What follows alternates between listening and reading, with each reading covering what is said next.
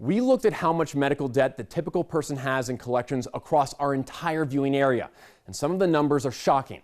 Data from the Urban Institute shows that nearly 1/4 of South Carolinians are facing collections for unpaid medical bills, and that in both Carolinas, people in communities of color are much more likely to be in collections than in majority white communities. Even though it's an issue faced by so many people, it often escapes serious scrutiny because it's scary and not easy to discuss. Is it difficult to talk about this? You know, financial debt and money problems? That's a good question. Yeah, it's personal, really. It's not fun to have to share your story to all of Charlotte in order to get this taken care of then. Exactly. Patrick and Mary Oliver first agreed to open up about their journey with medical debt in January.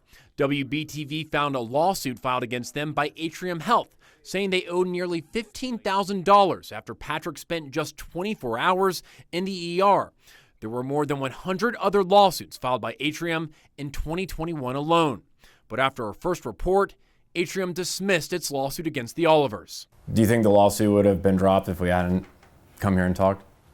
No. I don't know. I don't think so. And like it's been said since this came out, a lot of other stories come out because I know we weren't the only story. New data from the Urban Institute shows there are millions of stories just like the Olivers across America. Their research shows that the typical American has $774 in medical bills and collections. In North Carolina, that number is $757. In South Carolina, it's $980. In Mecklenburg County, the typical amount of debt in collections is $895. In York County, $1,008. In Cleveland County, it's $1,721, ranking 37th out of more than 3,000 counties nationwide. Stop destroying people's lives and their credit ratings based on a product that they did not want to consume and they weren't told what it cost. North Carolina State Treasurer Dale Falwell has been a leading voice for transparency and healthcare pricing and making sure families like the Olivers receive financial assistance from nonprofit hospitals receiving tax breaks. But Falwell has also opened himself up to the world of medical debt collections by intentionally not paying a bill for a recent procedure. After 8 attempts to call a billing department, and they said, that account is no longer here. We no longer have that account. I said, I'm trying to give you money toward this.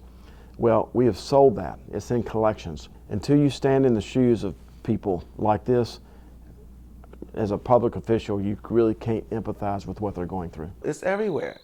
We have a few things on our credit, yes, and then all of them are medical.